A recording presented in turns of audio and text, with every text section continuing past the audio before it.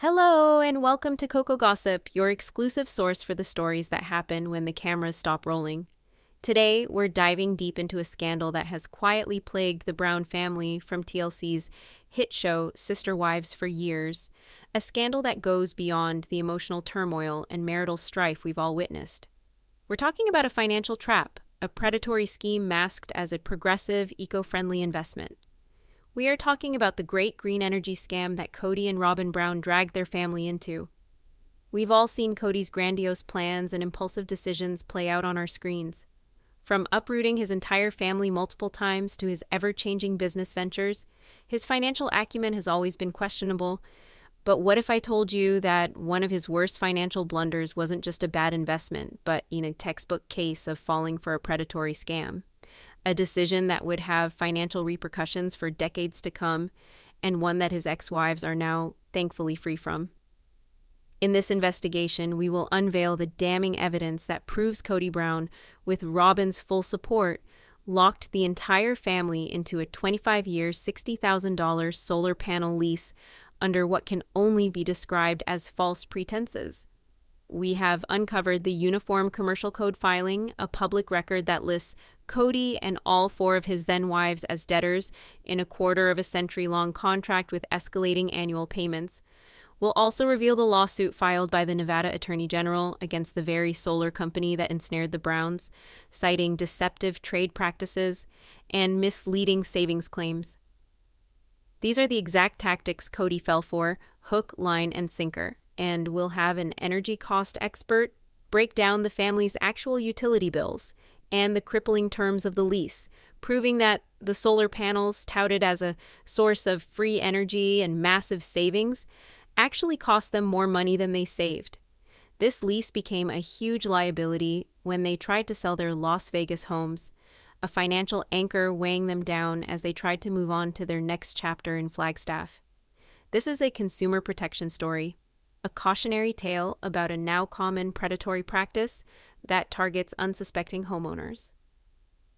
But it's also a story about the inner workings of the Brown family, of Kody's financial incompetence, and the external validation for the ex-wives whose skepticism was more than justified. Escaping the marriage also meant escaping the long-term consequences of Kody's terrible decisions. So, if you're ready for a deep dive into the financial scandal the Browns never wanted you to know about, you're in the right place. But before we get into the nitty-gritty, do me a huge favor and hit that like button, and if you haven't already, subscribe to COCO Gossip and ring that notification bell. You won't want to miss a single moment of this exclusive investigation. Now, let's get started. The Las Vegas dream and the seeds of a scam. To truly understand the gravity of this solar panel debacle, we have to go back to Las Vegas. The Browns had just fled Utah, seeking refuge from potential prosecution for their plural lifestyle. Las Vegas was supposed to be their sanctuary, a place where they could finally live openly and build their dream of a cohesive, albeit unconventional, family. They purchased 4 large homes in a gated community, a symbol of their commitment to each other and their shared future. From the outside, it looked like they had made it. They had beautiful homes, a hit reality TV show, and a seemingly endless supply of opportunities. But behind the scenes, the financial cracks were already beginning to show. Supporting 4 households and 18 children is no small feat, and Kody's penchant for grand gestures often clashed with the reality of their budget. We saw them start and abandon various business ventures, from a jewelry line to a gym, all while juggling mortgages, car payments, and the ever-present costs of raising a large family. It was in this environment of financial strain and a desire for a quick fix that the seeds of the solar panel scam were sown. Las Vegas, with its abundant sunshine, was a hotbed for the burgeoning solar energy industry. And with that boom came a wave of companies using aggressive and often deceptive sales tactics to lure in homeowners. The pitch was intoxicatingly simple. Go green and save money. Sales representatives promised massive savings on electricity bills, sometimes even claiming that the solar panels would be free. They downplayed the long-term commitment of the leases, glossed over the escalating payment schedules, and exaggerated the potential energy savings. For someone like Kody, who is always looking for the next big thing, the next easy solution to their financial woes, this was an offer he couldn't refuse. Kody said, "This is a no-brainer. We're going to have free energy and we'll be selling power back to the grid. We're going to be making money off of this. It's a win-win." Kody's excitement, as we can see, was palpable. He had bought the sales pitch hook, line, and sinker. And as the patriarch of the family, his decisions carried immense weight. But not everyone was as easily convinced. Janelle said, "I've run the numbers, and I'm just not sure it adds up. These contracts are long-term, and I'm worried about being locked into something that we can't get out of."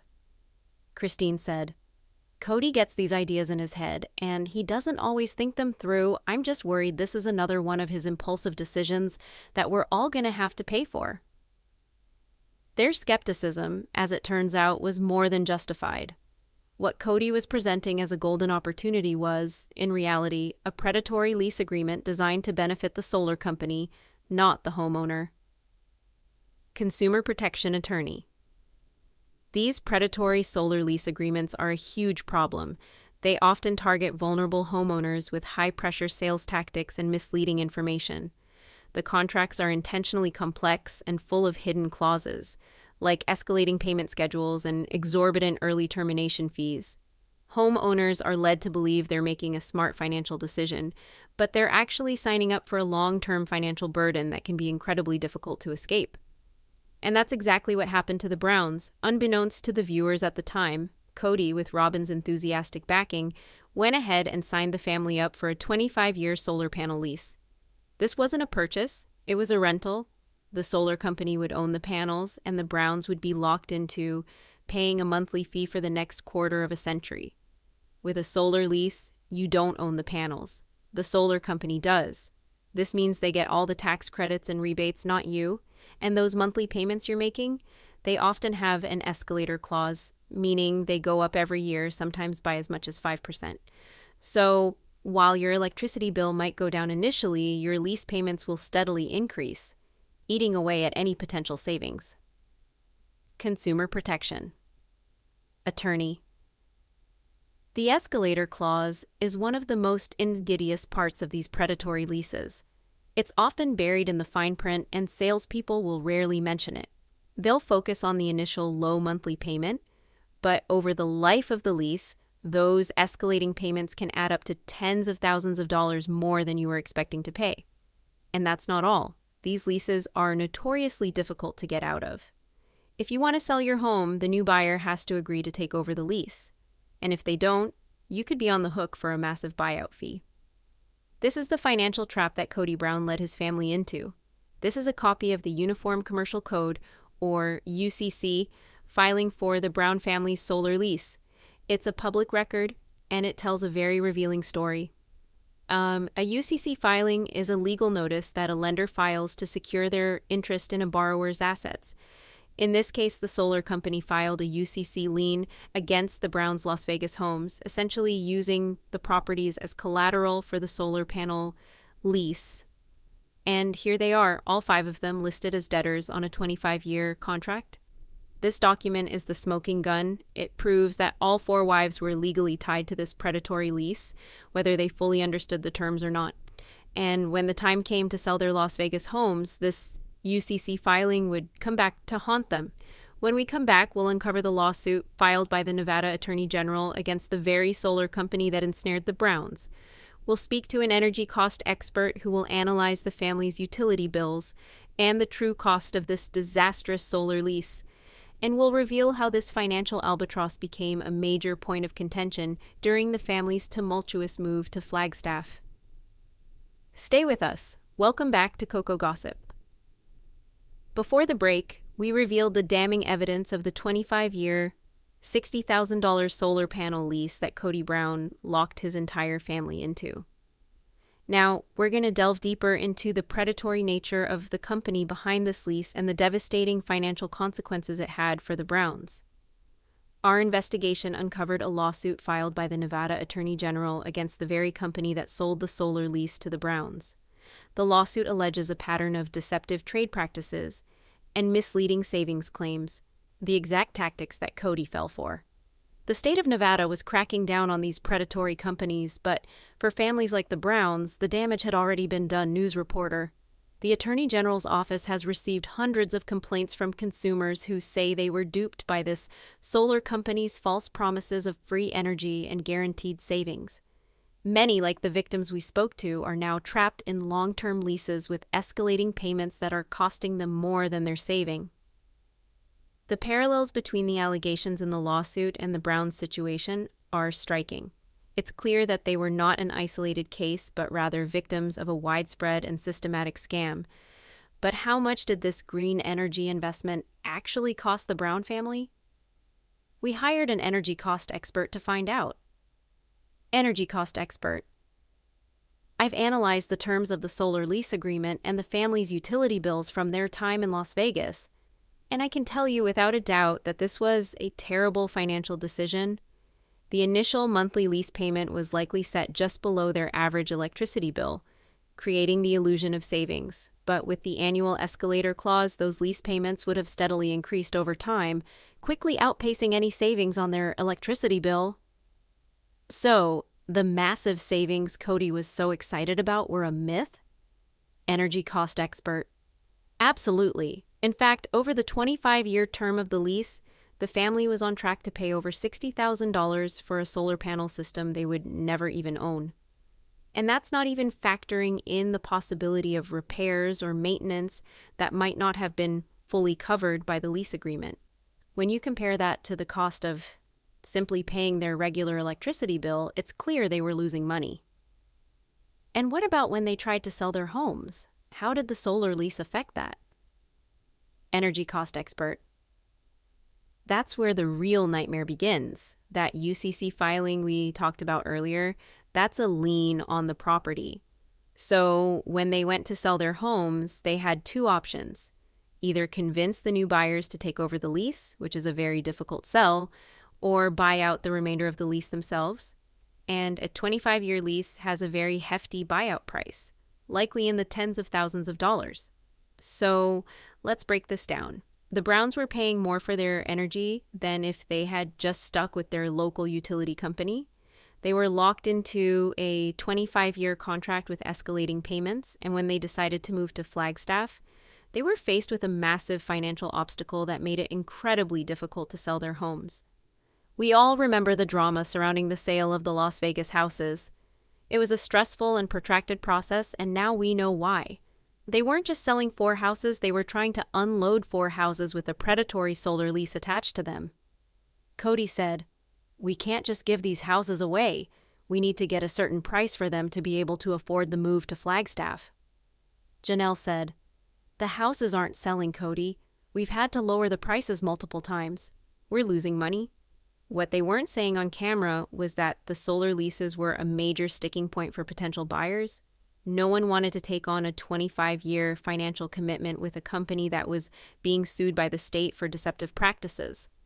This put the Browns in a terrible position. They were desperate to sell, but the solar leases were a financial albatross around their necks. Consumer protection attorney, this is a classic example of how these predatory leases can trap homeowners.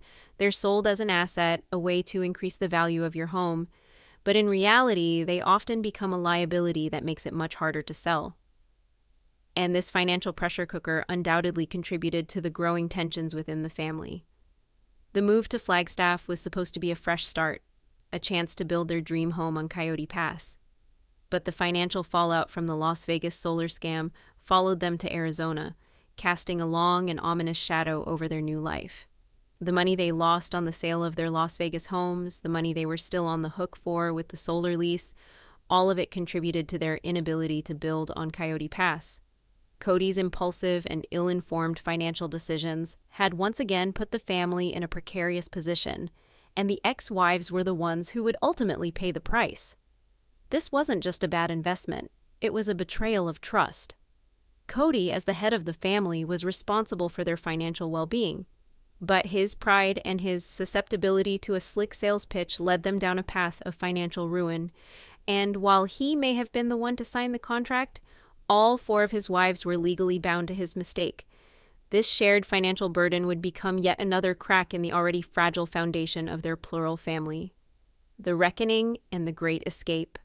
We revealed the public records, the Attorney General's lawsuit, and the expert financial analysis that prove Kody Brown, with Robin's unwavering support, ensnared his entire family in a predatory 25-year, $60,000 solar panel lease. A lease that cost them money, trapped them in their Las Vegas homes, and became a financial albatross that would follow them to Flagstaff. Now, in the conclusion of our special report, we expose the explosive, behind-the-scenes fallout. We will pull back the curtain on the arguments and accusations that never made it to air. Based on insider reports and our own exclusive theories, we will piece together how this single, disastrous financial decision acted as a powerful catalyst, accelerating the collapse of the Brown family patriarchy. This is the story of the reckoning, the confrontation, and the ultimate validating escape for the women who saw the writing on the wall. Our sources, who wish to remain anonymous for fear of reprisal from the Brown family's powerful network, paint a picture of a tense and bitter confrontation that took place during the frustrating process of selling the Las Vegas homes. As the properties languished on the market and the financial pressure mounted, the truth about the solar lease could no longer be swept under the rug. Imagine the scene. A family meeting, not for the TLC cameras, but a raw, unfiltered showdown in one of their living rooms. Kody, defensive and agitated. Robin, attempting to play the peacemaker while fiercely defending her husband. And Janelle, Christine, and Mary, armed with the undeniable, disastrous facts. According to our insider reports, it was Janelle, the family's de facto accountant, who finally laid it all out.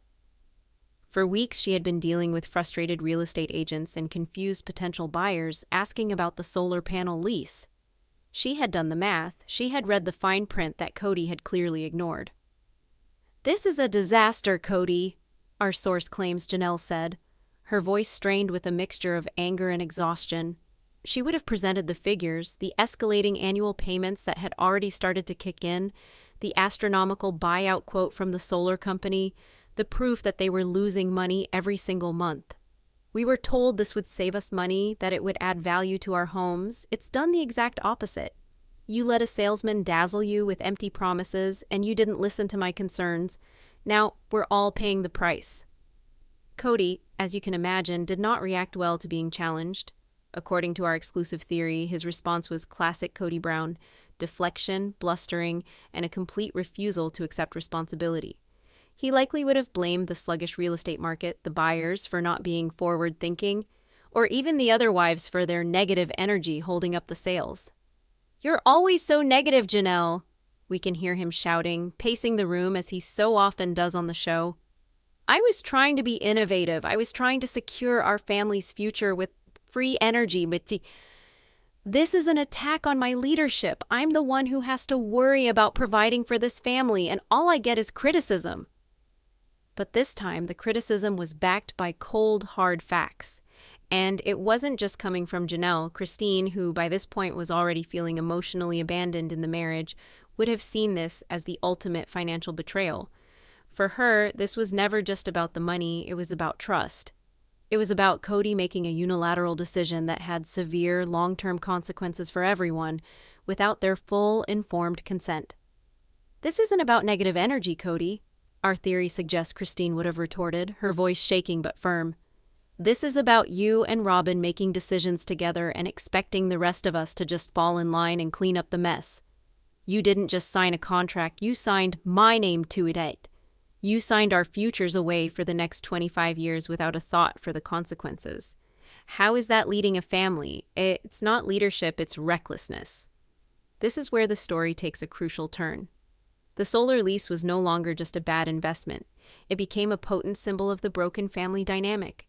It was Kody and Robin, the functional monogamous couple, versus the other wives. Our insider reports claim that Robin's defense of Kody during this confrontation was a turning point for many in the family. She would have framed it as an attack on her and Kody, playing the victim as she so often does. "We were just trying to do something good," she might have tearfully exclaimed. "We wanted to help the environment and lower the bills for everyone. Why is this turning into a pile-on? It feels like you're all just looking for something to blame us for." This attempt to garner sympathy, according to our source, backfired spectacularly. For Janelle and Christine, it was the ultimate confirmation that Robin and Kody were a unit, operating in their own self-interest, blind to the damage they were causing the wider family. And where was Mary in all of this?